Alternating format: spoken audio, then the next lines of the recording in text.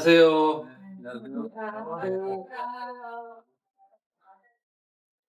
오늘의 목표는 어떤 원인으로 우리가 아픈 건지, 그리고 어떻게 관리하면 좋을까? 그리고 꼭 병원에 가야 되는 필요성이 있는 경우가 있잖아요. 그런 것들을 어떻게 구별할까? 이런 거에 대해서 초점을 맞춰서 이야기를 하겠습니다. 저는 이런 사람입니다. 우리 병원장이고 외국에 좀 있었습니다. 오늘 이야기해야 될 이제 목차를 말씀드리면 왜 아플까에 대해서 이야기를 좀 하겠습니다. 노화가 됐을 때 왜 통증이 생기는지에 대해서 간략하게 이야기를 할 거고, 그리고 이제 척추와 관절로 좀 구분을 할 수가 있는데, 우리 보통 뼈하고 관절이라고 말씀하는 거는 어깨나 엉덩이 관절이나 무릎이나 발목이나 이런 걸 이야기를 하는 거고, 나머지는 척추입니다. 물론 척추도 관절의 일종이긴 한데 보통 척추 환자가 반쯤 오고 나머지 관절 환자들이 반 정도 옵니다. 그래서 이걸 조금 구별해서 좀 아시는 게 좋을 것 같고, 그리고 또 이 척추는 신경하고 많이 관계가 되어 있어가지고 일반 관절 통증하고는 조금 달라요. 그래서 그걸 좀 구별해 드릴 거고, 그리고 우리가 나이가 들었을 때 이제 좀 주의 깊게 생각해야 될 흔하게 발생하는 어떤 척추관절 질환에 대해서 말씀을 드리고, 네 번째는 처음 말씀드렸듯이 경고신호, 이런 것들이 어떤 것들이 경고신호가 되느냐. 다섯 번째는 단계별로 치료한다. 여섯 번째는 관리를 어떻게 하고 또 운동을 어떻게 하는 게 좋을까에 대한 이야기를 드릴 건데, 너무 어려우면 또 운동도 하기 어렵잖아요. 그래서 그거에 대해서 말씀을 드리겠습니다. 그래서 나이가 들어서 왜 아프냐? 이렇게 보면 그냥 물렁뼈가 말라요. 물렁뼈가 마르게 되면 아파요. 그럼 그러니까 말하자면 자동차도 스프링이 좀 약해지면 충격이 탁탁 가잖아요. 허리 디스크도 그런 스프링 역할을 하기 때문에 충격 흡수를 잘 못하게 되면 허리, 목 부담 생기니까 아프게 되고, 그리고 무릎 관절 같으면 여기 보면 달아요. 많이 쓰니까. 사람 척추 관절은 기계하고 비슷해요. 많이 쓰면 달아요. 닳고 나면 새로 막 생기는 게 아닙니다. 그냥 거기서 끝이. 허리 디스크도 생기면 다시 생기지 않아요. 그냥 거기서 끝이고, 무릎도 한번 닳고 나면 거기서 끝이에요. 그래서 이 과정이 노화입니다. 노화고, 이런 과정들이 통증으로 이어지면 그건 약간 병 쪽으로 가는 거고, 만약 그냥 뻣뻣함 정도 같으면 이건 병이라기보다 그냥 우리 얼굴에 주름살 생기는 것처럼 늙어가는 과정입니다. 그래서 그건 크게 의미가 없고, 그 다음에 또 근력이 또 좀 떨어지잖아요. 이런 것들. 그럼 뼈가 약해집니다. 제가 금방 뼈가 부러진 분 2명이나 시술을 하고 왔는데, 요즘 미끄럽고 이러니까 너무 넘어지고 이런 게 많잖아요. 그래서 잘 부러지고. 이런 것들에 대한 문제. 그러니까 젊을 때는 아무리 넘어져도 잘 부러지지 않는데, 나이 들면 툭 건드려도 자꾸 부러지니까 좀 억울하긴 하죠. 그래서 척추 쪽은 이런 정도의 증상이 있고 관절 쪽은 이런 정도의 증상이 있는데, 구분을 잘 지을 수 있는 딱 한 가지 방법은, 척추는 쭉 뻗치는 통증이 생겨요. 그러니까 목 디스크는 팔로 쭉 뻗치면서 찌릿찌릿한 통증이 생기고, 허리 디스크는 허리에서부터 엉덩이 타고 쭉 뻗치는 통증이 생깁니다. 이게 이제 주로 척추에서 신경이 눌려서 생기는 병이 많기 때문에, 이게 신경의 길이 그렇게 만들어져 있어요. 허리는 다리, 목은 팔로 이렇게 내려가기 때문에 쭉 뻗치는 통증이 주로 생기고, 관절에 문제가 있을 때는 이 주변이 아파요. 그러니까 무릎이 관절염이 생기면 무릎 주변이 아파요. 무릎 주변. 무릎이 앞쪽이 아플 수도 있고, 안쪽이 아플 수도 있고, 바깥쪽이 아플 수도 있고, 뒤쪽이 아플 수도 있고, 엉덩이 같으면 엉덩이 주변이 아파요. 구부렸다 폈다 할 때 엉덩이가 아프거나, 잘 못 구부리거나, 어깨도 마찬가지로 이렇게 들 때, 어깨를 움직일 때, 이런 경우는 관절 통증에 가깝고, 어깨 주변이나 엉덩이 주변이 아프더라도 이게 쭉 뻗치는 통증인 경우는 척추병에 가까워요. 그래서 척추를 하는 의사한테 이런 경우는 척추하는 의사를 찾아가야 되고, 이런 경우는 관절하는 의사를 찾아야 돼요. 구별을 할 수가 있습니다.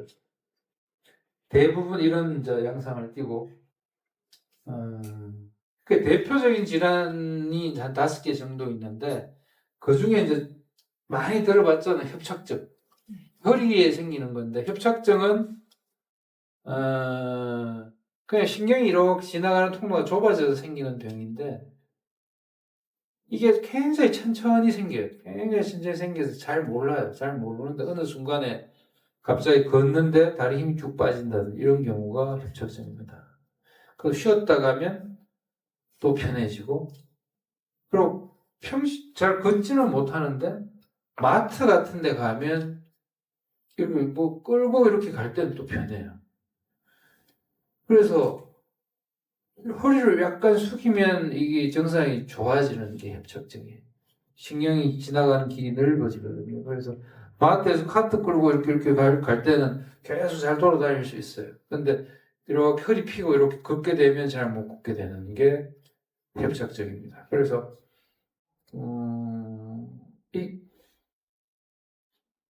이 경우에는 협착증이라고 뭐 수술하고 다 그렇지는 않잖아요. 그래 운동도 좀 해야 되고 하니까 한 번에 오래 걷게 되면 불편해지는 게 협착증이라서 짧게 자주 이렇게 걷는 운동을 하면 좋을 것 같고, 자전거를 이렇게 타게 될 경우 허리를 약간 굽히니까 다리 정상이 편해져요. 그래서 이런 운동을 겸하면 좋을 것 같습니다. 근데 뭐 이래도 아프고 저래도 아프고 하면 진행을 많이 한 경우니까 그 병원을 찾아야 되겠죠. 그 다음에 디스크는 아까 말씀드렸듯이 쭉 타고 내려오면서 찌릿찌릿하고 힘 빠지고 이런 게 디스크입니다. 그래서 경우에 따라서는 허리가 하나도 안 아프면서 엉덩이하고 다리만 아파요. 그래서 환자분들이 허리가 안 아프다고 내 병은 허리하고 관계없습니다. 이렇게 이야기 하시는 분도 있는데, 사실은 길따라 이렇게 아픈 게 허리 디스크가 완전히 전형적인 증상입니다. 옛날에는 왜 좌골신경통이라고 했었어요. 그래서 좌골이라는 게 엉덩이 근처에 환도라고 한의학에서 말할 때 이렇게 눌렀을 때 엉덩이 근처 거기가 아픈 건데, 이걸 잘 모를 때는 허리 디스크가 라는 병에 대해서 잘 모르는 옛날 뭐 한의학 한방 이럴 때는 이걸 좌골신경통이라고 했는데, 좌골신경통의 한 90%가 허리 디스크예요. 엉덩이 아픈 게. 나머지 10%는 다른 병일 수도 있어요. 진짜 좌골신경통인 경우도 있어요.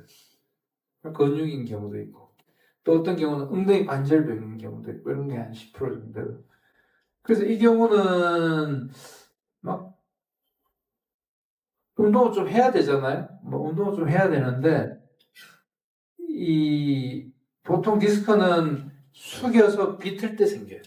척추가 디스크가 이렇게 숙인 다음에 딱 비틀게 되면 제일 약해가지고 뚝 튀어나와요. 그때 보통 대부분 디스크 생기는 이렇게 숙여서 비틀 때, 이런 동작은 좀 피해야 되고, 통증이 허용하는 범위에서는 역시 왔다 갔다 좀 걷고 하는 운동을 좀 하는 게 좋겠습니다.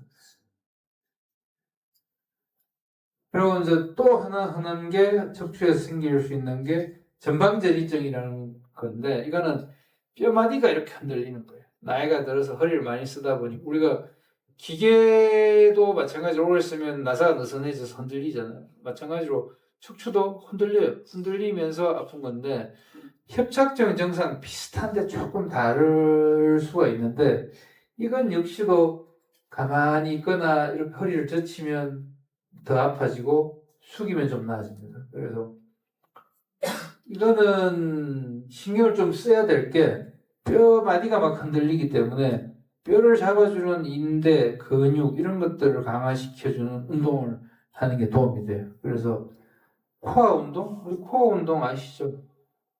뭐 나중에 아마 운동에 대해서 말씀을 드릴 거 있으면 이 코어 운동에 대해서 아마 한번 알려드릴 겁니다. 코어 운동이나 엉덩이 근육이나 이런 것들을 튼튼하게 하는 운동이 좋고 역시나 오래 서 있거나 허리를 이렇게 젖히게 되면 허리가 점점 아파져요. 그래서 이것도 진행을 하면 진료를 받아야 되는데 이 경우는 뭐 수술이 좀 커질 수가 있어요. 뼈가 흔들리니까 아무래도 나사 같은 거 넣어가지고 잡아줘야 될 경우가 들어 있습니다.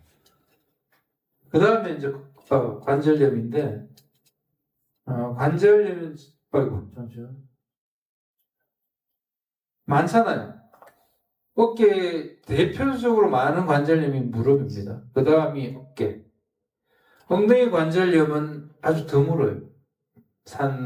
무릎 관절염 기준으로 치면 한 30분의 1? 한 20분의 1, 30분의 1. 그리고 엉덩이 관절염은 그렇게 무릎에 비하면 많지는 않고, 어깨에는 허리하고 거의 비등비등할 정도로 많죠. 근데, 그리고 발목도 이제 나이가 들면 아파지는데, 주로 우리 체중을 싣는 관절들의 병들이 많이 생기고, 어깨는 워낙 우리가, 인간은 뭘 많이 하잖아요, 팔로. 그러니까 이제 어깨 관절염이 많이 생기죠.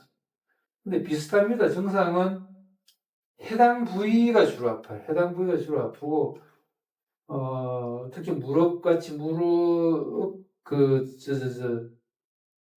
무게를 받쳐야 되는 이런 어떤 관절들은 계단 오르내리기라든지, 의자에 앉았다 일어난다든지 이럴 때 힘들고, 처음에 뻣뻣하고, 좀 움직이면 좀 편해지고, 그러고 붓기도 합니다, 가끔은. 그러고 열도 나고 가끔은. 꼭 균이 안 들어가도 거기 열감이 생길 수도 있습니다. 아까 말씀드렸듯이 체중을 이렇게 받치는데 주로 많이 생기기 때문에 이 좀 신경을 써야 될 게 이런 어떤 관절염이 생기면 체중을 잘 관리해야 돼요. 이만큼 또 중요한 게 관절을 둘러싸고 있는 근육이나 이런 것들을 어떻게 튼튼하게 유지할까 이거에 대해서 고민을 또 하셔야 되고 역시나 막 너무 아픈데 막 무리해서 운동할 필요까지는 없지만 좀 참을 만한 정도가 된다면 걷기도 좀 하고 유산소 운동 좀 하고 하는 게 좋습니다. 어깨도 마찬가지죠. 어깨도 비슷하죠. 그 다음에 요즘 흔한 병입니다. 너무 많이 부러져요. 겨울철 되면 우리 병 같으면 부러져서 오시는 분 혹은 수술하는 분이 하루에도 10명씩 됩니다. 그렇게 많이 부러져요. 그저께 진눈깨비가 싹 내리면서 살얼음이 싹 꼈어요. 차라리 눈이 펑펑 내리면 사람들이 조심을 하는데 살짝 비가 온다든지 요즘 겨울 눈깨비 같은 거 살짝 이렇게 해서 잘 모를 때 잘 다칩니다.